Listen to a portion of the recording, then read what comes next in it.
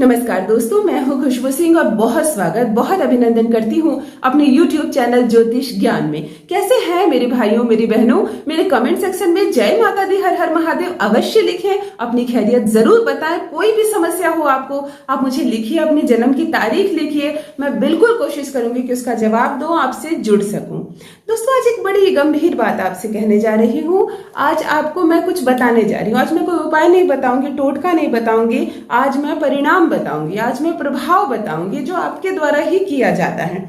लेकिन ये मेरे अनुसार नहीं है, ये गरुड़ पुराण के अनुसार है। और गरुड़ पुराण पर ही हमारी सृष्टि चल रही है, दुनिया की एक एक चीज चल रही है, जिसकी कोई भी बात को काटी नहीं जा सकती, अनदेखा नहीं किया जा सकता। जी हाँ दोस्तों, मैं बात कर रही हूँ गर्भपात की।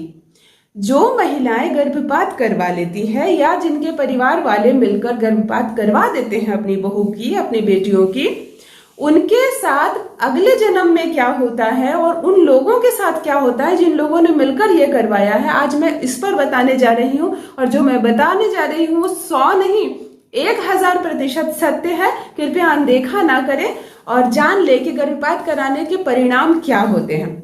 बहुत सारे दंपति आते हैं ना, डॉक्टर के पास आते हैं, ज्योतिष के पास आते हैं, हमें बच्चा नहीं हो रहा है, हमारा कुछ भी खराबी नहीं निकला है, हमें कोई प्रॉब्लम नहीं है, मेडिकल में हम बिल्कुल फिट है, लेकिन बच्चे नहीं हो रहे हैं। क्यों नहीं हो रहे हैं? ये जो नेचर है ना, ये जो सृष्टि है, इसका साफ कहना है कि यहाँ हिंसा बर्दाश्त नहीं की जाएगी। आपने कोई अपराध किया है तो आपको सजा अवश्य मिलेगी।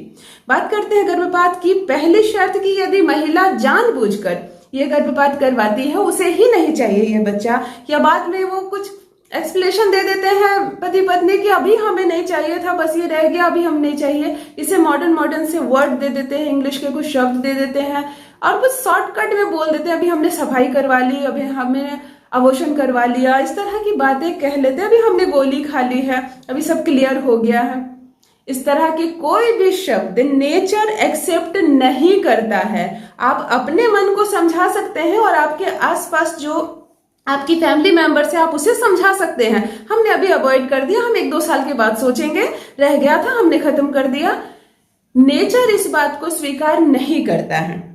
वो जो बच्चा आपके गर्भ में आया था वह एक आत्मा थी, पुण्य आत्मा थी, उसके कुछ गुण थे, उसके कुछ अवगुण थे, वो एक आत्मा थी।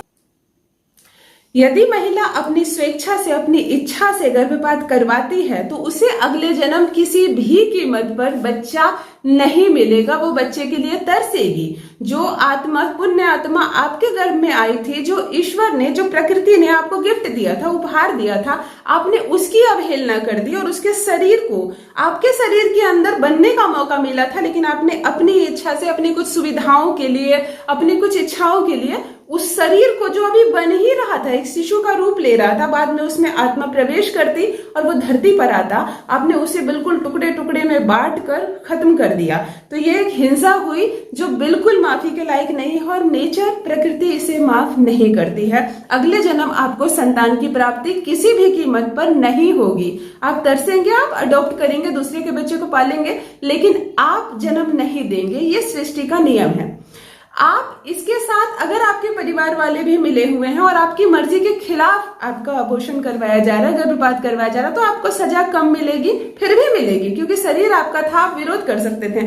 जब आपके शरीर के कोई छोटे छोटे टुकड़े करते हैं, उसे बर्बाद करने, नष्ट करने की कोशिश करते हैं, तो आप जितना अटेम्प्ट लगाते हैं अपनी बॉडी को बचाने के लिए, क्या आपका गर्भपात करवाया जब जा रहा था तो आपने उस शिशु के शरीर को टुकड़ों में बंटने के लिए, बचाने के लिए आपने उतना प्रयत्न किया? नहीं की। इसीलिए वह महिला भी साझेदार होती हैं। आप ये कहकर नहीं निकल सकती हैं कि मेरा जबरदस्ती गर्भपात करवा दिया गया, मैं नहीं चाहती थी। नहीं, आपने विरोध उस हद तक नहीं की, शायद वह शरीर जिसमें आत्मा प्रवेश करती बच सकता था, तो आपको भी सजा मिलेगी। साथ में उन लोगों को भी, इंक्लूडिंग डॉक्टर भी इंसान होते हैं और वो भी गर्भपात में अगर शामिल होते हैं तो उनको भी भुगतना पड़ता है। गरुड़ पुराण में ये साफ साफ लिखा हुआ है। अब आप कहेंगे कि दीदी हमें कोई उपाय बताइए, हमसे हो गई गलती है, अब हम क्या करें?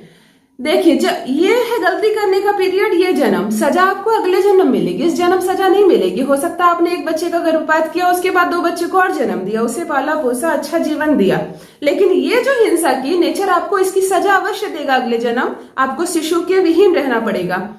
लेकिन नेचर एक बात यह भी कहती है जन्म कोई संभल जाता है, पश्चाताप के आंसू सच के बहाता है, कान पकड़कर माथा टेक कर अगर यूनिवर्स से माफी मांगता है, कम से कम 21 दिनों तक पश्चाताप करता है, तो उसकी ये सजा माफ भी हो जाती है। लेकिन सजा कि ये जो माफी है ये दिखावा नहीं होना चाहिए। ऐसा ना हो कि मैं यूनिवर्स को उल्लू बना दूंगा, मैं पहले अपनी मनमानी कर लेता हूँ, गर्भपात करवा देता हूँ अपनी पत्नी का, या पत्नी सोचे कि मैं करवा देती हूँ, उसके बाद मैं भगवान से मंदिर जाकर, यूनिवर्स से छत पर जाकर कान पकड़कर माफी मांग लूंगी। ऐसा नहीं है। यदि दिल में आपके सच में ग्लानि होती है, आप बहुत पछताते हैं और तब जो आंसू निकलते हैं आपकी आंखों से, यदि 21 दिनों तक आप लगातार माफी मांगते हैं तो शायद नेचर आपको माफ कर दे। कोशिश कीजिए कि ये हिंसा ना करें, क्योंकि सृष्टि में जो भी हिंसा करता है उसको उसका परिणाम भुगतना ही पड़ता है आगे पीछे करके। लेकिन गर्भपात के ऊपर जो गरुड़ पुराण में साफ साफ लिखा है कि गर्भपात करवाने वाली माँ को अगले जन्म शिशु की प्राप्ति किसी भी कीमत पर नहीं होगी। तो यही जानकारी मैं आज आपके साथ शेयर कर रही हूँ। शिशु बहुत अच्छा उपहार है, आप नहीं पालने के सक्षम है उसे, अगर आपको ईश्वर ने दे दिया है ये उपहार तो आप उसे ले आइए और किसी ऐसे दंपति को दे दीजिए जो तरस रहे हैं माता पिता बनने के लिए। आप भी उसका ध्यान रखिए और उस दंपति को भी माता पिता बनने का एक अवसर दें। जन्म लेने से पहले बच्चे की हत्या ना करें। बस दोस्तों, आज के लिए इतना ही। रखिए अपना ख्याल, रखिए अपनों का ख्याल, रखिए अपने बच्चों का ख्याल। बहुत बहुत धन्यवाद।